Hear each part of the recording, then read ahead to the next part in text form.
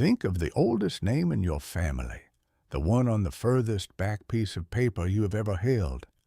A census page, a worn deed, a name written in an old Bible in ink gone brown with the years. You have it? Good. Now sit with me a minute, because I'm going to tell you something that surprises near everybody who hears it. Some of the plainest, most ordinary last names in this whole country, the kind you would swear came off a boat from England or Scotland, are written into the official rolls of the native nations. 7 of them I want to walk you through tonight. Real names.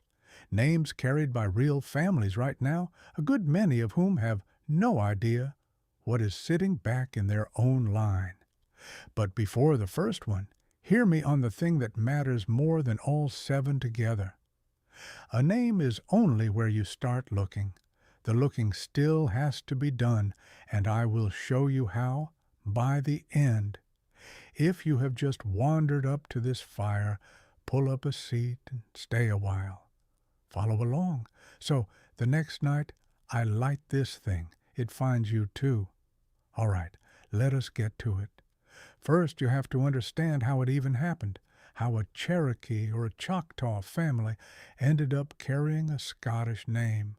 Go back 200, near 300 years. Traders came down out of the north into the southeast.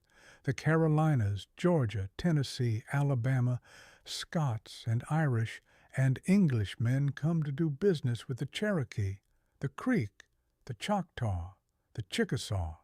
A great many of them stayed. They married native women and raised families. This next part the modern world plain forgets. In most of these nations, you belong to your mother's people. The line ran through her. So a man could have a Scottish father and a Scottish name on every paper he ever signed, and be, by his own nation's law, fully and completely Cherokee, a citizen, clan and all. 200 years of that, and by the time anybody sat down to write it all out, the nations were full of English names carried by native families, and somebody did write it down. Between 1898 and 1914, the government made a list they called the Dawes Rolls, the citizens of the 5 nations, more than 100,000 people set down by name. It was not done to honor anybody. It was done to carve up shared land and hand it out in pieces. But the list survived. And that list is why you can open a record today and find the plainest names in America sitting there among the Cherokee and the Choctaw. So let me give you the 7. Start with the one that breaks every notion a person walks in with. Ross. John Ross was, by his blood, mostly Scottish. Look at a picture of the man and you would never once guess. And he was the principal chief of the Cherokee Nation for near 40 years, the longest any chief ever served. He led his people through the worst of the Trail of Tears. He refused to sign the treaty that gave the homeland away, and he gathered thousands of Cherokee names against it. By his nation's law, through one Cherokee great-grandmother and the mother line running down from her, he was fully Cherokee, a Scottish name, a mostly Scottish face, and one of the greatest Cherokee chiefs who ever drew breath. That right there is why you cannot tell a single thing about a person's people from the sound of their name. Then there is Ward. Sounds like nothing, an old English word for a watchman. But in the Cherokee Nation, Ward goes back to a woman named Nanyehi, Nancy Ward, the beloved woman, the highest honor her people gave. Still young, she took up her fallen husband's rifle in battle and rallied her people to the fight, and then she spent the rest of her long life as a voice for peace between the Cherokee and the newcomers. She married a British trader named Ward, and her children and her children's children carried that name straight down into the rolls. Rogers. You have heard of Will Rogers, the most beloved man in America in his day, the cowboy who could make a whole worried nation laugh. He was born in the Cherokee Nation. He called himself Cherokee his whole life and lies buried in Cherokee country. His was one of many Rogers lines that trace back to a Scottish trader who married a Cherokee woman, a household name and native at the root.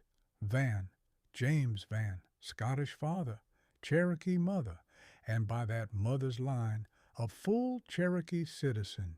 He grew rich and built the first brick house the Cherokee Nation ever had, a fine mansion in Georgia they called Diamond Hill.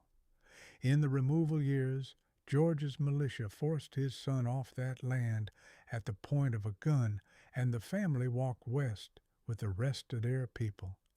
But the house still stands in Georgia. You can walk the rooms today and lay your hand on the brick.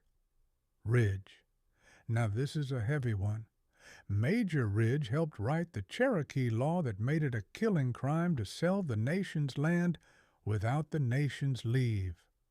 And then, believing in his heart that removal was coming no matter what any man did, he turned around and signed the very treaty that gave the land away, hoping to spare his people some of the suffering of the leaving.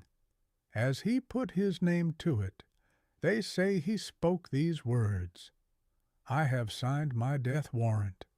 And he had. Under the law he himself helped write, his own people took his life for it. That name, Ridge, sits in family trees today, and almost nobody who carries it knows the weight it holds. Weatherford, a plain enough name, but William Weatherford, called Red Eagle, was Creek by his mother's line, and he led his people in the Red Stick fight in the War of 1813. When their power was finally broken, he did a thing few men could. He rode into Andrew Jackson's camp alone and unarmed and gave himself up to beg mercy for the women and children who were left. He lived out his days after that as a farmer named Weatherford, and the name came down the generations plain as any other. And the last, Colbert. Ride west to the Cherokee to the Chickasaw, and you find the Colberts, one of the leading families that nation ever had. They came from a Scottish trader and Chickasaw mothers, and the sons, George and Levi and William, grew into chiefs and negotiators who spoke for the Chickasaw in the hardest dealings with the United States. George Colbert ran a ferry on the old Natchez Trace that half the travelers of the day crossed over. A Scottish name at the very center of Chickasaw power.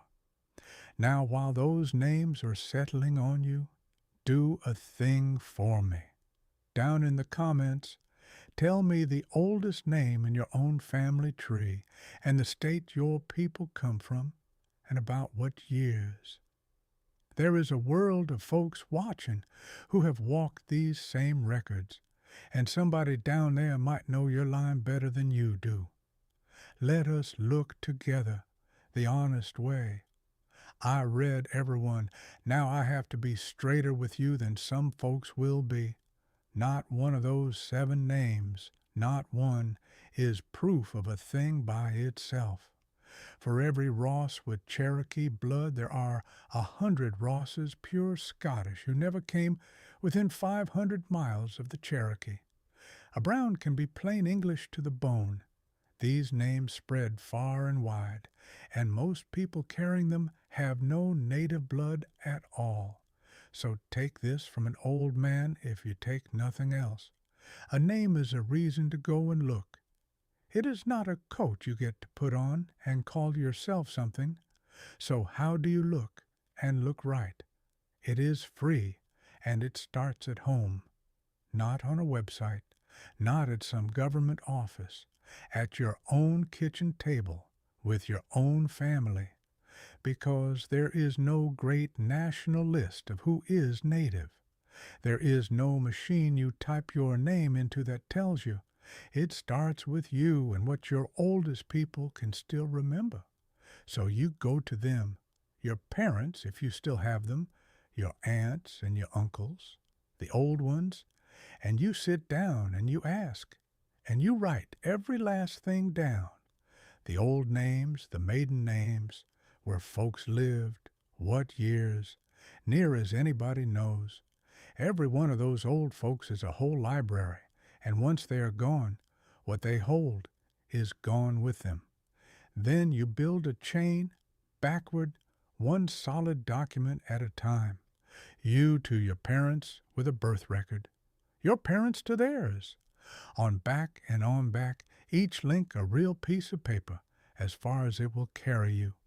What you are after is a chain with no link missing, running from you today all the way back to one native ancestor whose name was written down in an official record long ago. For the 5 southern nations, that record is the Dawes Rolls, and you can search it for nothing at the National Archives and on Family Search from your own table. For other nations, there are the Indian census rolls, taken year after year on many reservations, and the archives holds those too. Different door, same key. You are hunting one name, written down, that you can chain yourself back to. And hear this, because folks spend good money getting it wrong. No spit in a tube can do this for you. A DNA test cannot prove you are native, and it surely cannot tell you your nation, because belonging to a people was never a thing that lived in your blood as a number on a chart. If a test lights up a little native, that is a whisper telling you where to dig. It is not the answer, and even a perfect paper chain does not make you a member of anything. The nations are sovereign peoples, over 500 of them, and each one decides for its own self who belongs by its own rules. The say is theirs alone. No government office can hand it to you, and no company with a test kit can either, only the nation itself. So the real last step is you go to the tribe, humble with what you have found, and you let them tell you what they require. I will say one hard thing gentle. A great many who walk this road do not find what they hope for. That grandmother the family always spoke of, sometimes the paper just is not there. The story grew bigger than the truth over the years, the way stories do, or the ancestor was real, but was never set down on any roll. And when that is how it lands for you, do not do the sad thing I have watched too many do, which is claim it anyway off a feeling and a rumor. Because every time a person claims a people they cannot document, they take a little something from the ones who truly belong, the ones still enrolled, still living it, still paying the cost of it. So you follow the paper, not the wish, and you let the truth be whatever the truth turns out to be. That is the only honest way. But do not walk off heavy, because I will tell you what I have come to believe after all these years. Even if you never find one native name at the end of it, the looking gives you something most people in this hurried world never bother to reach for. You sit with your old ones and ask about the ones who came before. You learn the names that led life by life, straight down to you. Somewhere in that you find your people, wherever they came from. Most folks alive cannot tell you their own great-grandmother's name, and here you will know the whole long line of them standing behind you. That is roots. And roots is a thing near everybody in this world is starving for, whether they know it or not. So if this sat right with you tonight, send it on to somebody who carries one of these 7 names, or who has that old family story and has never once opened a record. Point them to this fire. They deserve the honest version too. The fire is burning low now. The light is going down behind the rocks.